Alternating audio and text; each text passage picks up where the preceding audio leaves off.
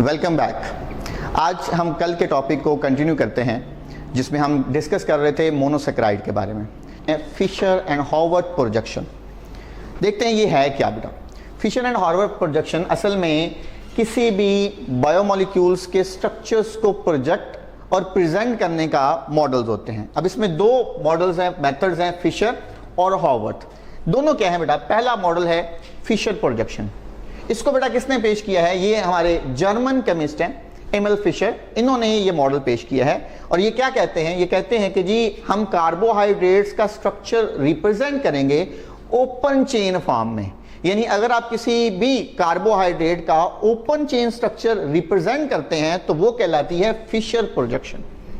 Open chain से मुराद ये है कि पहला और आखिरी कार्बन आपस में अटैच नहीं होते, ओपन होते हैं, अनबाउंडेड होते हैं। बट जो हॉवर्ड प्रोजेक्शन है जिसमें हमारे British chemist sir Norman Howard ने इसको पेश किया है, ये क्या कहते हैं? ये कहते हैं कि जी हम कार्बोहाइड्रेट्स को प्रेजेंट करते हैं, प्रोजेक्ट कर सकते हैं, उनका स्ट्रक्चर विजुअलाइज कर सकते हैं in a cyclic chain form.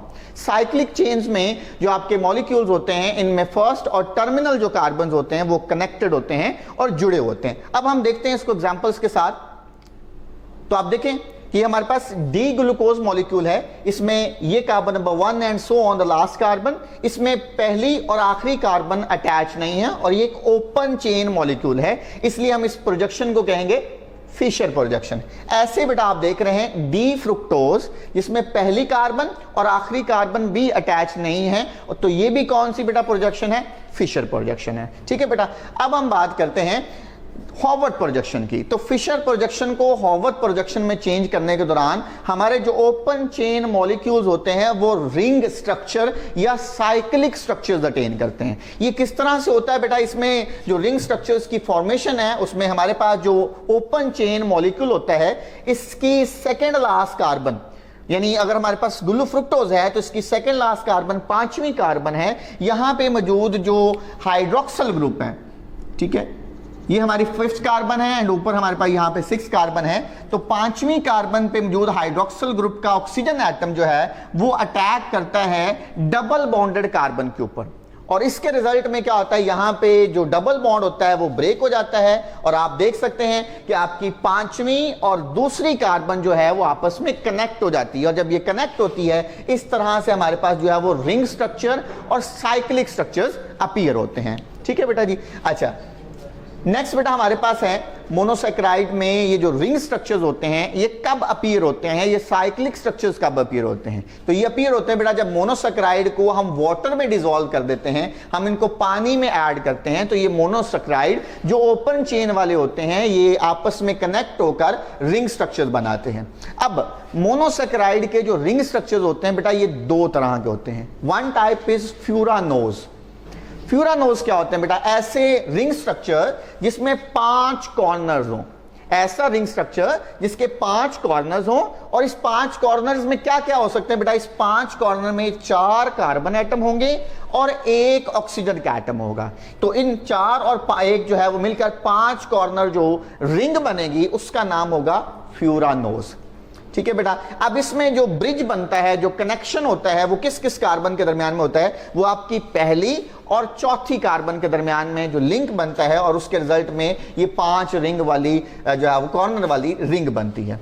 ठीक है, जिसको आप स्ट्रक्चरली देख रहे हैं। ये बेटा हमारे पास डी राइबोज है, 5 कार्बन वाली शुगर है, इसमें हमारे पास बेटा पहली और चौथी कार्बन आपस में कनेक्ट हो रही है। तो आप देख सकते हैं कि हमारे पास 5 कॉर्नर जो है वो रिंग बन रही है। Number 1 corner, second, third, fourth and the fifth, 5 corners हैं और इसलिए हम इसे नाम दे रहे हैं फ्यूरानोज, जिसमें यहां पे भी, इस जगह पे भी और इस जगह पे भी, यहां पे ये 4 कार्बन एटम हैं और 5वीं जो कॉर्नर है वो ऑक्सीजन का एटम है, जो मिलकर एक रिंग बना रहे हैं और इस रिंग को हम क्या कह रहे हैं? फ्यूरानोज। अगेन रिपीट कर दें, फ्यूरानोज मोनोसेक्राइड की रिंग है जिसमें 5 कॉर्नर होते हैं और उन 5 कॉर्नर्स में 4 कार्बन एटम होंगे और 1 ऑक्सीजन एटम होगा। तो एग्जांपल आपने देखी है फ्यूरानोज में रिबोफ्यूरानोज यानी राइबोस का रिंग स्ट्रक्चर देखा है जिसे रिबोफ्यूरानोज कहते हैं। ऐसे एक और भी देखते हैं बेटा, यहां पे हमारे पास है फ्रुक्टोफ्यूरानोज।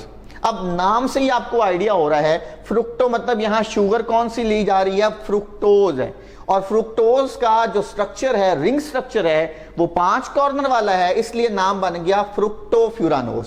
ठीक है। और अब इस यहां पे जो ब्रिज बनेगी कार्बन और ऑक्सीजन की, जो लिंक होगा वो सेकंड कार्बन और 5वीं कार्बन के दरमियान में होगा। अब इसको हम देखते हैं। यहां पे बेटा हमारे पास ये जो है, ये नंबर 1 कार्बन पे है, ये नंबर 2 है, ये कार्बन नंबर 3, ये 4, ये 5 और ये 6। तो फ्रुक्टोज को आपको पता है 6 कार्बन वाला जो है वो मोनोसैकेराइड शुगर है। अब इसमें हमारे पास बेटा रिंग में जो रिंग बन रही है उसमें एक ये कार्बन, दूसरी ये कार्बन, तीसरी ये कार्बन, चौथी ये कार्बन, 4 कार्बन और 5वां जो कॉर्नर है वो ऑक्सीजन का है। तो इसलिए ये भी बेटा आपकी 5 कॉर्नर रिंग है। तो इसे हम क्या नाम देते हैं, ये फ्यूरानोज है। बस शुगर कौन सी है, वो फ्रुक्टोज है, तो नाम बन गया फ्रुक्टोफ्यूरानोज। ठीक है बेटा जी। नेक्स्ट बेटा आप दूसरी टाइप ऑफ जो है वो रिंग को डिस्कस करते हैं जिसे हम कहते हैं पायरानोज। पायरानोज क्या होते हैं, ये ऐसी बेटा रिंग्स हैं जिनमें 6 कॉर्नर्स होते हैं। 6 कॉर्नर। अब 6 कॉर्नर्स में क्या क्या हो सकता है, साथ में 5 कार्बन एटम होंगे और 1 ऑक्सीजन एटम होगा, यानी 5 कार्बन और 1 ऑक्सीजन एटम मिलकर 6 कॉर्नर वाली रिंग बनाएंगे और उस 6 कॉर्नर रिंग का नाम क्या होगा, पायरानोज होगा। ठीक है। अब इसकी एग्जांपल लेते हैं, ग्लूकोपायरानोज। अब नाम से ही बेटा आपको आइडिया होना चाहिए, ग्लूको है दैट मीन ये ग्लूकोज शुगर होगी, और ग्लूकोज शुगर की 6 कॉर्नर वाली रिंग होगी तो नाम बन गया ग्लूकोपायरानोज। अब इसको हम देखते हैं बेटा। तो आप यहां पे देख रहे हैं बेटा, ये हमारे पास जो है वो 6 कॉर्नर। अब इसके 6 कॉर्नर जरा कंप्लीट कर लेते हैं। इसमें corner number 1, second, third, fourth, fifth और ये आपका 6 कॉर्नर। तो अब ये 6 कॉर्नर है बेटा इस रिंग में, इसलिए ये क्या है, पायरानोज है। बट इस 6 कॉर्नर रिंग में कितने कार्बन है, ये 5 कार्बन है, और छठा जो एलिमेंट है वो आपका ऑक्सीजन एटम है। तो ये 6 कॉर्नर रिंग पायरानोज कहलाती है, लेकिन इसमें शुगर चूंकि ग्लूकोज है तो नाम बन गया जो है वो ग्लूकोपायरानोज। ऐसे बेटा एक और भी हमारे पास है गलक्टोपायरानोज, यानी अब इसमें शुगर जो होगी वो गलक्टोज होगी और रिंग उसकी 6 कॉर्नर वाली होगी। ठीक है, जहां ब्रिज जो है वो 1st और 5th कार्बन के दरमियान में बनेगा। इसका भी आप स्ट्रक्चर देख सकते हैं, यहां पे भी हमारे पास 6 कॉर्नर्स हैं। ठीक है, आपकी जो छठी कार्बन है वो बाहर है और ये 6 कॉर्नर रिंग बन रही है जिसे गलक्टोपायरानोज कहते हैं और ग्लूकोपायरानोज। तो अभी तक आपने जो मोनोसैकेराइड के रिंग स्ट्रक्चर्स बेटा देखे हैं वो 2 टाइप्स के हैं, फ्यूरानोज और पायरानोज। फ्यूरानोज ऐसे रिंग स्ट्रक्चर्स हैं जिसमें 5 कॉर्नर्स होते हैं और उनके 5 कॉर्नर्स के जो मेंबर्स हैं 4 कार्बन एटम होंगे और 1 ऑक्सीजन एटम होगा। सेकेंड टाइप ऑफ रिंग जो आपने पढ़ी वो पायरानोज हैं जिनमें बेटा 6 कॉर्नर्ड होते हैं और इन कॉर्नर में 5 कार्बन एटम होंगी और 1 ऑक्सीजन होगी। अब इसी से रिलेटेड आपको कुछ असाइनमेंट क्वेश्चंस हैं जो आपने जो है वो सॉल्व करने हैं। पहला बेटा आपने ड्रॉ करना है structure, ring structure of glucopyranose and fructofuranose. ये बहुत है पेपर पॉइंट ऑफ व्यू की वजह से बहुत अहम है बेटा। सेकंड जो क्वेश्चन है बेटा आपने डिस्क्राइब करना है कि फिशर और हार्वर्ड प्रोजेक्शन क्या होती है। ठीक है बेटा, अब नेक्स्ट मजीद कंटिन्यू करते हैं। अब हमारा जो टॉपिक स्टार्ट हो रहा है वो है आइसोमरिज्म इन मोनोसैकेराइड। तो पहले हम देख लेते हैं कि आइसोमर्स क्या होते हैं। तो आइसोमर्स आपने केमिस्ट्री में भी पढ़ा होगा बेटा। आइसोमर ऐसे बेटा कंपाउंड्स, ऐसे मॉलिक्यूल्स जिनका सेम मॉलिक्यूलर फार्मूला होगा, यानी उनका मॉलिक्यूलर फार्मूला चेंज नहीं होगा, वो एक ही होगा, बट उन सब का स्ट्रक्चरल फार्मूला क्या होगा, डिफरेंट होगा। ऐसे मॉलिक्यूल्स जिनका मॉलिक्यूलर फार्मूला सेम है और स्ट्रक्चरल फार्मूला क्या है, डिफरेंट है, ऐसे तमाम मॉलिक्यूल्स को हम क्या कहते हैं, आइसोमर्स कहते हैं। अभी एग्जांपल भी डिस्कस करते हैं। बहरहाल इसकी 2 टाइप्स हम डिस्कस करने वाले हैं। अब आइसोमर्स की मोनोसैकेराइड के रेफरेंस से हमारे पास टाइप है स्ट्रक्चरल आइसोमर्स।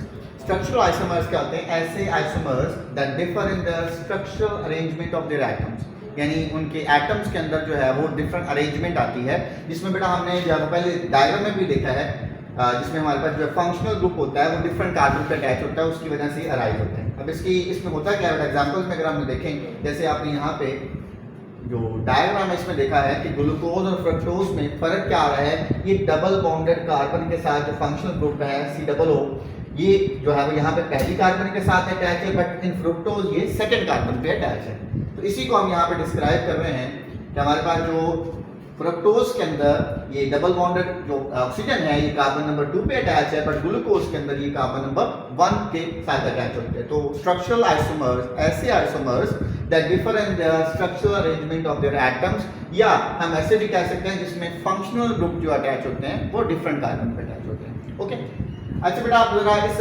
डायग्राम को देखें, इसमें आप ग्लूकोज और गलैक्टोज देख रहे हैं और आप इसको देखें और मुशाहिदा करें कि यहाँ पे इन दोनों के स्ट्रक्चर में क्या डिफरेंस आ रहा है। जरा आप देखिए पहली carbon, second, third, fourth, fifth और सिक्स, तो आप आइडेंटिफाई करेंगे कि कार्बन नंबर 4 पे ये जो हाइड्रोक्सिल ग्रुप है ये इस साइड पे है और गलैक्टोज में ये दूसरी साइड पे है। इससे हम कहते हैं कि हाइड्रोक्सिल ग्रुप जो है वो कार्बन के अराउंड ओरिएंट हो गया है, इसकी डिफरेंट ओरिएंटेशन है। और अगर ऐसे आइसोमर जिनमें हाइड्रोक्सिल ग्रुप की ओरिएंटेशन बदल जाती है उन्हें हम क्या कहते हैं, उन्हें कहा जाता है स्टीरियो आइसोमर्स।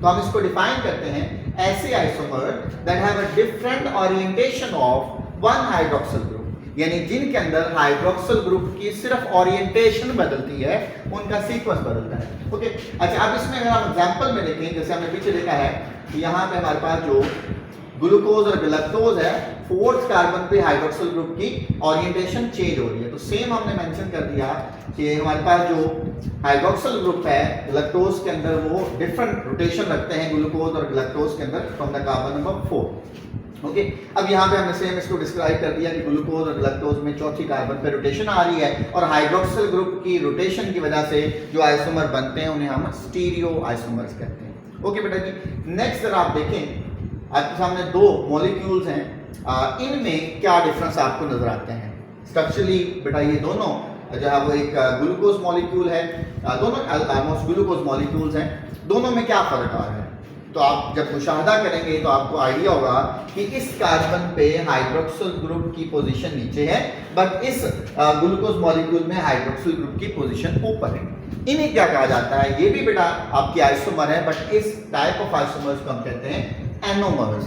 एनोमर्स क्या हैं? Anomers are the further types of stereo isomers, but ये एग्जिस्ट किन में करते हैं, ये एनोमर एग्जिस्ट करते हैं साइक्लिक शुगर्स के अंदर, यानी जिनका स्ट्रक्चर साइक्लिक होता है उनके अंदर ये आइसोमर्स अपीयर होते हैं। ओके, अच्छा अब इनमें होता क्या है, इनमें होता ये है कि इनमें जो आपका हाइड्रोक्सिल ग्रुप होता है उसकी डिफरेंट ओरिएंटेशन आती है, उसकी ओरिएंटेशन बदल जाती है। किस जगह पे? एनोमेरिक कार्बन के ऊपर, यानी एनोमेरिक कार्बन के अराउंड मौजूद हाइड्रोक्सिल ग्रुप की ओरिएंटेशन बदल जाएगी। अब सवाल ये आता है कि एनोमेरिक कार्बन क्या है। तो एनोमेरिक कार्बन बेटा ऐसी कार्बन जो हिस्सा रही है या तो एल्डिहाइड ग्रुप का या फिर कीटोन ग्रुप का, यानी ऐसी कार्बन जो एल्डिहाइड का हिस्सा थी या कीटोन का हिस्सा थी, उस कार्बन को हम एनोमेरिक कार्बन कहेंगे। और उसी कार्बन पे मौजूद हाइड्रोक्सिल ग्रुप की रोटेशन आ जाए तो उससे जो बनेंगे आइसोमर उन्हें हम एनोमर्स कहा जाएगा। ठीक है बेटा, अब जरा हमने जो डायग्राम देखी थी उसमें हम एग्जांपल्स लेते हैं एनोमर्स की। तो इसमें बेटा सबसे पहले हमारे पास है अल्फा डी ग्लूकोज। अब अल्फा और बीटा असल में जब एनोमर्स हैं ग्लूकोज के, तो अल्फा में क्या होता है? अल्फा में बेटा एनोमेरिक कार्बन, ग्लूकोज में जो कार्बन होती है एनोमेरिक वो कार्बन नंबर 1 होती है। ग्लूकोज जो है वो एक एल्डो शुगर होती है और एल्डो शुगर में जो आपका एल्डिहाइड ग्रुप होता है वो कार्बन नंबर 1 पे अटैच्ड होता है। तो इसकी एनोमेरिक कार्बन 1 है और इसमें इस कार्बन के ऊपर जो हाइड्रोक्सिल ग्रुप होगा उसकी ओरिएंटेशन लोअर साइड पे होगी। ठीक है, ऐसे हमारे पास जो सेकंड है ये होती एग्जिस्ट कहाँ करती है बेटा? अल्फा जो ग्लूकोज होती है बेटा ये हमारे स्टार्च को बनाने में और ग्लाइकोजन को बनाने में रोल प्ले करती है। सेकंड वन है बीटा ग्लूकोज, और बीटा ग्लूकोज में यही हाइड्रोक्सिल ग्रुप की पोजीशन फ्रॉम कार्बन नंबर 1 वो अबव साइड पे होती है। ठीक है, और ये कहाँ एग्जिस्ट करती है? बीटा ग्लूकोज बेटा हमारे जो प्लांट्स की सेलुलोज होती है उसको बनाने में ये रोल प्ले करती है। अब इसी को जरा डायग्राम से देखते हैं। अगेन एक साइड पे अल्फा डी ग्लूकोज है और आप देख रहे हैं कि अल्फा डी ग्लूकोज में हाइड्रोक्सिल ग्रुप नीचे है, बट बीटा डी ग्लूकोज में हाइड्रोक्सिल ग्रुप की पोजीशन अपर साइड पे चली गई है। ठीक है, अब इसको हम अगेन इस डायग्राम में भी देख सकते हैं कि अल्फा में हाइड्रोक्सिल ग्रुप नीचे है, बीटा में ऊपर है। अब इसको याद कैसे रखना है? तो इसका एक सिंपल सा फॉर्मूला है ABBA, alpha below beta above. ये छोटा सा वर्ड आप अगर रिमेंबर कर लें तो आपको इनमें जो है वो जो कंफ्यूजन हो सकती है वो नहीं होगी। A B and B A, alpha below यानी अल्फा में जो हाइड्रोक्सिल ग्रुप होगा वो किधर होगा? बिलो होगा, बट बीटा में अबव होगा। ठीक है, इससे आपको इनमें बेटा डिफरेंस याद रहेगा। ओके, अब जो हमने टॉपिक पढ़ा बेटा इससे रिलेटेड आपको अगेन कुछ असाइनमेंट क्वेश्चन दिए जा रहे हैं जो आपने सॉल्व करने हैं और सबमिट करने हैं। पहला क्वेश्चन है कि how alpha and beta glucose are different from each other, अभी आपने पढ़ा है। सेकंड वन है व्हाट आर स्टीरियो आइसोमर्स और इनकी आपने एग्जांपल्स देनी है।